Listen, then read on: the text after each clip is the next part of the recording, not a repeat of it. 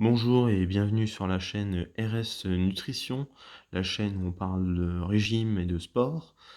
Aujourd'hui, je vais vous parler des valeurs nutritionnelles sur les tableaux qu'on retrouve au dos des paquets de gâteaux, céréales, viande et tout ce que vous voulez. Donc là, actuellement, j'ai avec moi un paquet de pain au lait. Donc bon, c'est pas extraordinaire, mais bon, c'était un produit en fait où il y avait un contraste entre le tableau et le reste du paquet, donc ça rendait mieux à la caméra. Bon, voilà. Donc dans un premier temps, je vous propose je vais vous expliquer les différents macronutriments donc, qui sont présents ici dans le tableau. Et après, on va les étudier un peu plus en détail pour en définir une valeur calorique. Donc tout d'abord, très important, regardez pour 100 grammes de produit. Parce qu'après, on peut recalculer.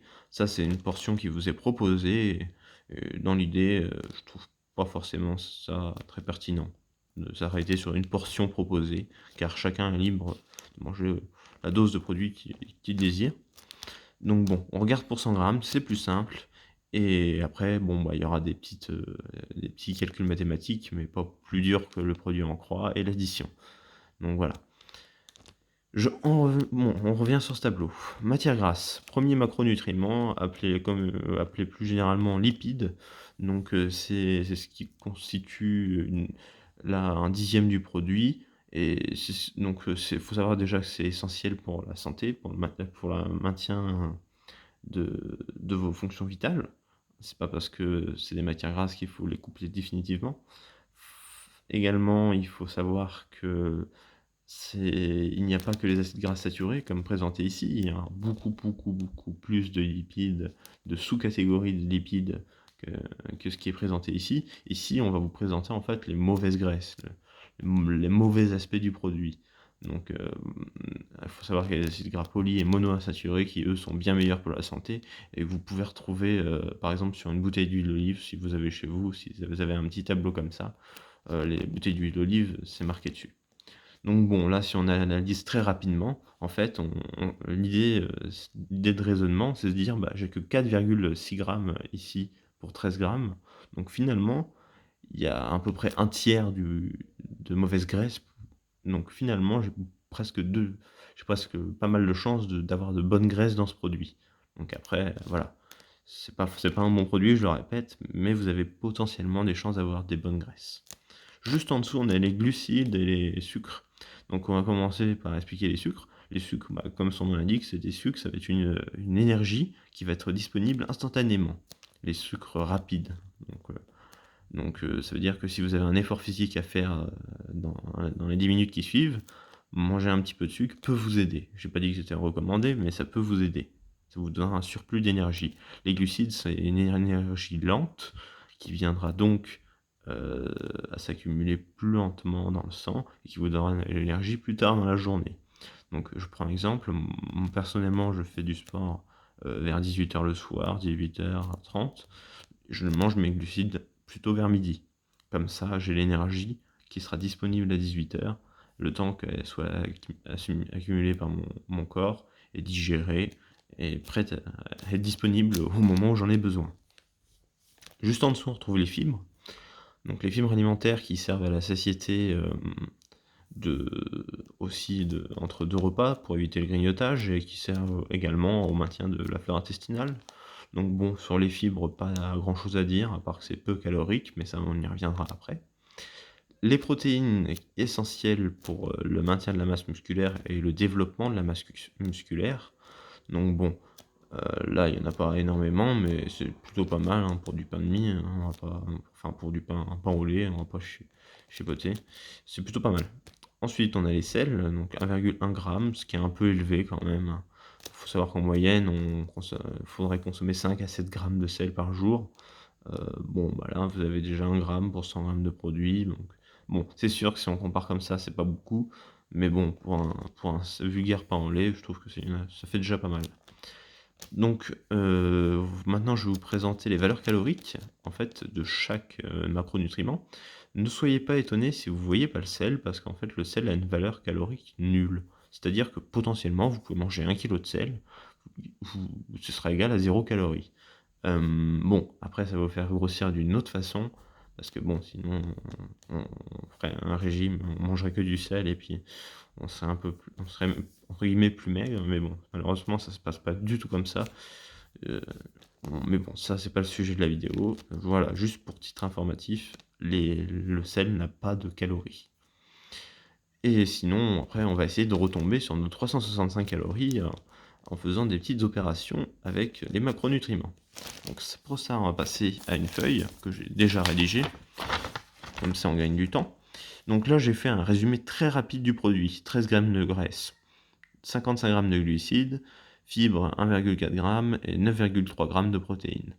Donc là, juste à côté, j'ai mis en fait les valeurs caloriques par rapport aux différents macronutriments. Donc en l'occurrence, 1 gramme de glucides, de lipides, c'est 9 kilocalories. Donc c'est ce qui possède la valeur calorique la plus élevée, les lipides.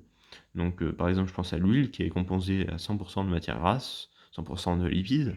Donc c'est l'équivalent de 900 kilocalories euh, enfin, pour 100 millilitres. Donc ce qui est énorme en fait. C'est la chose la plus calorique sur Terre.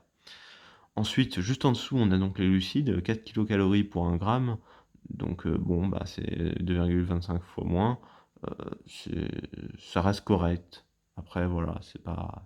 c'est- c'est à consommer également avec modération, surtout les sucres rapides. Mais bon, là, on parle juste de valeur calorique, on parle pas de la qualité des macronutriments. En dessous, on a donc les fibres, donc à l'ordre de 2 calories pour 1 gramme. Donc voilà pourquoi on peut en consommer énormément. Faites attention quand même, parce que si vous en consommez trop, votre transit risque de, de payer le prix. Et en dessous, on a donc les protéines qui sont aussi caloriques que les glucides. Donc pour calculer maintenant la valeur calorique du produit, eh ben, c'est pas compliqué en fait, on va faire un produit en croix tout simplement. Donc là, bon, ça va être assez simple parce que je suis parti sur la base d'un gramme.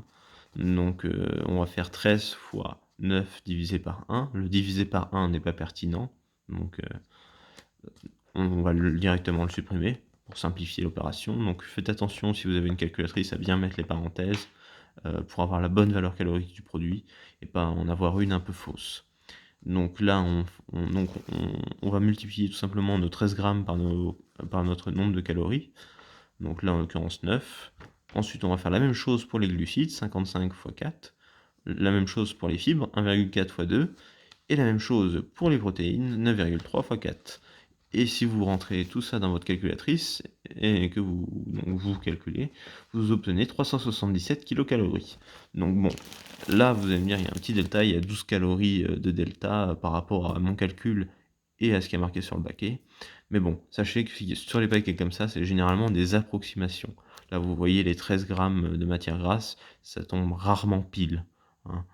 On pourrait s'amuser à calculer, d'ailleurs si vous voulez, faites le calcul avec les autres données qui sont ici, en prenant en compte qu'un gramme de lipides c'est 9 calories, un gramme de glucides c'est 4 kilocalories, un gramme de fibres c'est 2 kilocalories, un gramme de protéines c'est 4 kilocalories, et que le sel, bah, comme je l'ai dit tout à l'heure, c'est égal à 0 kilocalories.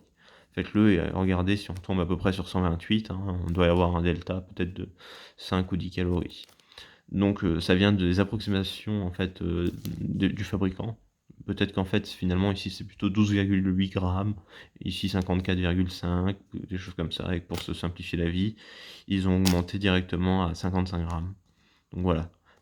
Là on est retombé en fait sur nos pattes, donc ça veut dire que le calcul est bon. Donc grâce à ça vous allez pouvoir déterminer la valeur calorique de vos ingrédients et comprendre un peu mieux ce tableau. Donc voilà, j'espère que cette vidéo vous aura plu. Pour ma part, j'en ai terminé avec les tableaux nutritionnels. Après, on va s'intéresser à d'autres sujets, bien évidemment, sur la nutrition. Il n'y a pas que ça qui compte. On s'intéressera aussi à finalement comment perdre du poids, parce que bon, c'est un peu l'objectif aussi. Mais d'abord, c'était important que vous compreniez cette notion-là, euh, sur les macronutriments et sur leur importance. Donc, sur ce, moi je vous laisse avec à vos calculs, hein, si vous voulez vous amuser à vous entraîner. Je vous remonte une petite fois le produit, donc 128 kilocalories, donc on a 4,6 g de graisse, 19 g de glucides, 0,49 g de fibres, 3,3 g de protéines. Donc, si vous faites le calcul et vous placez bien vos parenthèses, vous devrez tomber sur 128 calories, à peu près à 10 calories près. Donc voilà, j'espère que cette vidéo vous aura plu, vous aura aidé, et puis je vous dis à très bientôt pour une nouvelle vidéo sport ou nutrition.